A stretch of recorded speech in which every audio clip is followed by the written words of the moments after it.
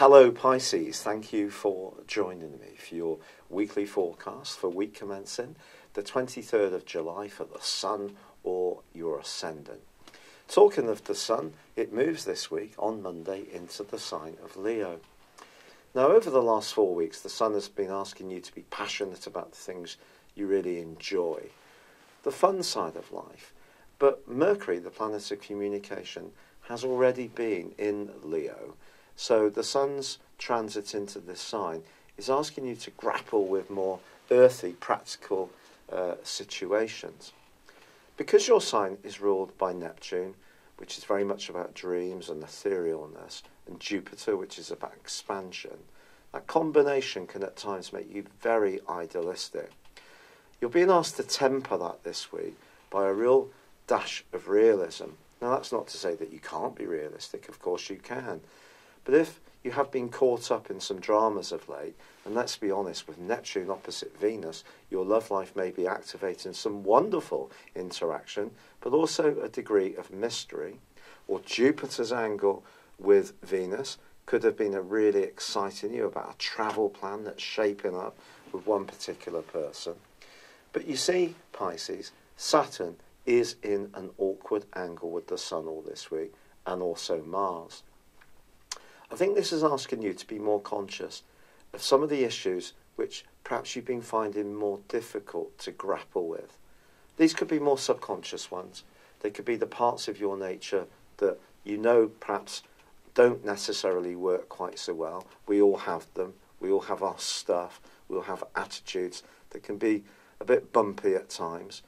But because there is a full moon this week, which combines Mars with the moon, I think you may be surprised how volatile your emotions can be.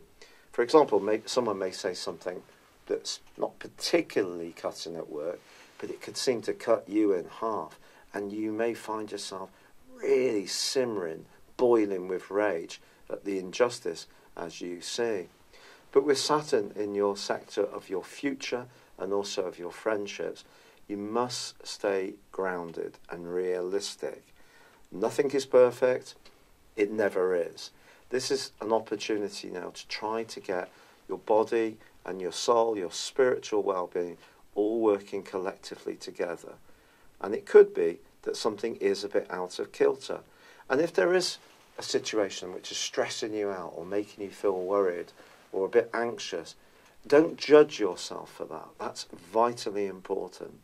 What you should do is try to accept that these are the emotions that you're experiencing, but then try to sort them out one by one. Saturn actually can be a bit of an ace help to you in the sense there could be a sage friend, a wise counsel, who knows you very well, who's realistic about who you are, but can actually give you some nudges or some inside insights in how you can respond to some certain challenges which may be unfolding. But this week isn't all going to be about challenges. There can definitely be some opportunities to mix and mingle, and it could be through your work that you do get to know somebody new who absolutely intrigues you. It's been a real pleasure being with you. Thank you for joining me. I'd love it if you would like, comment or subscribe to this channel if you've yet to do so. For now, good luck and goodbye. Hello Pisces, thank you for joining me for your monthly forecast for July. This month begins with the Sun in your sister water sign of Cancer. For you, this is about an opportunity to showcase your talents, to embrace the happiest strands of life, whether it's celebrations, getting together with people socially, friends and family. If you have kids, enjoying them. Or if you're someone who has a lot of flair, finding the ways in which you can demonstrate that to other people. But also, the fifth house is very much about us in terms of our individuality. Now, on the other side of the heavens, we've also got the location of Mars in your 12th solar house. Now, this is a more challenging transit, I have to be honest. But more positively, Uranus, the planet of surprises, is in a really bubbly, bright and creative part of your scope is forging a fantastic angle to Saturn for the whole of this month. So you could find yourself coming together with one friend or group and having some kind of common purpose or long-term plan, which really lifts and excites you. Yet at the same time, it's unfolding in a really progressive but sustainable way. So it's not a flash in the pan, it's something that can actually work long term. Also, Jupiter, the planet of good fortune, which has been tracking backwards for 4 months in your sector of philosophy, travel, foreign affairs, anything to do with agreements, well, that goes forwards on the 10th, and on the same day, Venus, the planet of love and affection, moves into your sector of relating. A most wonderful transit which goes on through to the end of the month. And in fact, in the last week of this month, Venus forges a fab angle to Pluto. So if there is someone that you're really sweet on, the last week of July could be a time of big movement, big improvements for you, something that really can get you excited and engaged by life. But of course, the sun being in your 5th solar house also gives you the opportunity to be energized too. So it's all good stuff. Now, Mercury and Venus initially this month, in the case of Venus, are in your 6th solar house. But Mercury here is good because it's it co-rules both Virgo and Gemini.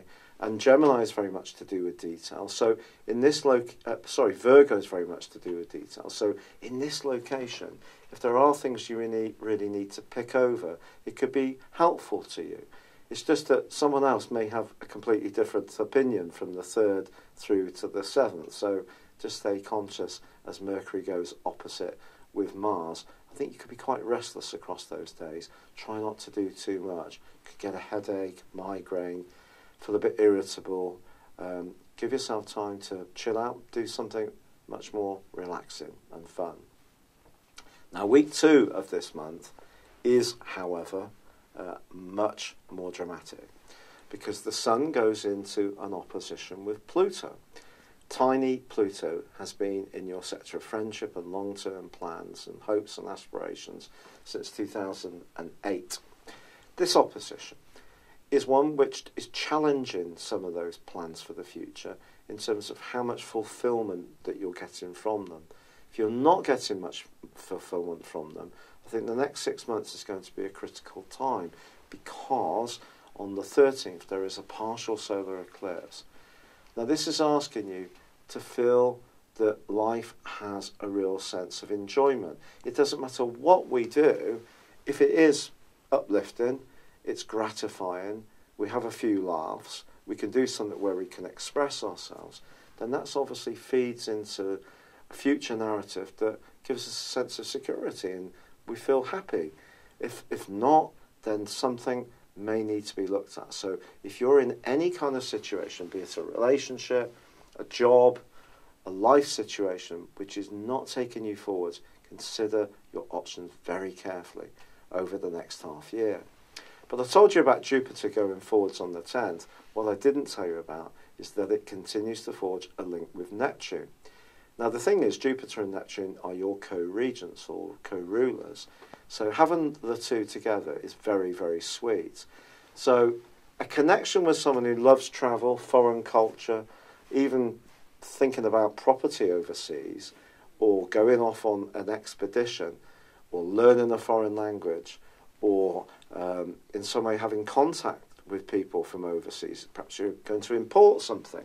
If you've got a business, then these can all be actually very exciting possibilities for you. The 23rd, however, sees the Sun move into that practical location that Mercury's already in, and it's going to reinforce Mercury for a couple of days. Then Mercury goes into retrograde. All sorts of little details will need the most careful marshalling in the last phase of this month because of this. Now, you probably are very well aware of Mercury retrograde.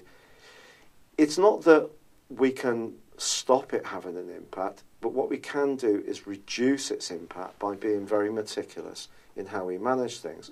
So if you are someone who tends to be a bit laid back, a bit easygoing about office work, organising your paperwork, I know I am, then this is a time to be looking through bank statements, checking there's no overpayments, checking there's no little niggles around the detail of things that are so important. If you have any appointments, especially medical appointments at the end of this month, then make sure that you're just keeping up to abreast of when they are and the arrangements of how to get there. Ring up and double check. Things could get cancelled at the last minute, unfortunately, too. That's just part of what happens when this occurs. However, in the last 10 days of this month, we also have a really quite tasty, but not necessarily easy aspect. A right angle between Uranus and Mars. Now, this occurred for 2 weeks in these zodiac signs in May. And it may be that you do start to feel much more restless as this month draws to a close, particularly as that there is a lunar eclipse on the 28th, which combines with Mars. Stuff that's been boiling around in the background, it could be old hurts, old angers, old traumas, old emotional wounds, stuff that you may have thought you visited and meditated on or worked on through your own personal development. They could have a potential to become much more active in the next 6 months and take on a life force of their own. You may be surprised by some of the resentments that start to come up within you. Your mood can be more volatile during this period of time, and particularly if you're not getting that fulfillment that I've spoken about, which is so important on the back of that partial solar eclipse, and it's linked to Pluto, which is about transformation. So it's about your connections, I feel, towards the end of this month. It's important to connect to people you really trust. Don't give away your faith, devotion, and consideration, sincerity. I don't think anyone does it better than you, Pisces. When you really have a cause that you believe in, you give it absolutely everything. And it's something to be hugely admired. I get on extraordinarily well with Pisces people. It's in my 5th solar house in my chart as well, which gives you an idea. I find Pisces people just fascinating. The fact that there's an ebb and flow, that you look at things differently at different times. But this tendency to keep going and investing in situations that sometimes can be lost causes is something you need to be very conscious of in the last 6 months of this year, because you could run yourself down a little bit. Now, I know I'm the astrologer that tells the truth, and every other astrologer on YouTube tells everybody how it's all going to be neat sunshine all the way through. I'm sorry, I'm just being real. I'm not being facetious. I'm just being honest. So use your compassion, use your staunchness and devotion to the people who deserve it, and it will come back to you tenfold. Don't give it to the people who don't deserve you anymore, Pisces, even if that means that you have to move away from something that you have given a lot to, and you might not find that easy to do, but sometimes in life, self-preservation is important as long as it's not too selfish. But I think the combination between Moon and Mars at the end of this month is going to be really quite tender for you if there is something you're just putting up with. Don't put up with it forevermore. Find a way to recognise your own needs. It could be around a romance, it could be around a circle of friends, it could be around one friend. It doesn't matter what it is, but if something isn't working in the politics of you feeding your pleasures and enjoyments in life is always blocked or has to be deferred to someone else's higher will, then that is something, do grapple with it. Because if you do, the angle between Venus and Pluto in the last week of this month is absolutely glorious. And you can get a reward. You can feel a connection to the people who really get you, get how self-sacrificing you can be. It's been a real pleasure being with you. Thank you for joining me. It's been a real pleasure. I'd love it if you would like or comment on this video. Tell me what you think. Tell me exactly what you think. And if you like it, please subscribe to my channel if you've yet to do so. But for now, good luck and goodbye. I'm off to watch some playoff football. Hello, thank you so much for watching my video. I'd love you to join me at my Horoscope Ace app. You can find this at www.horoscope-ace.com. You can use it through Android, iOS, Apple or Facebook. Check out your ascendant or your moon sign, or download your free birth chart. There's all your favourite videos, plus there are daily, weekly, monthly and yearly horoscopes for general, love, Chinese and Indian astrology. If your passion is tarot, there's my brilliant 3-card money or love tarot readings too. And it's all there at www.horoscope-ace.com. Thank you.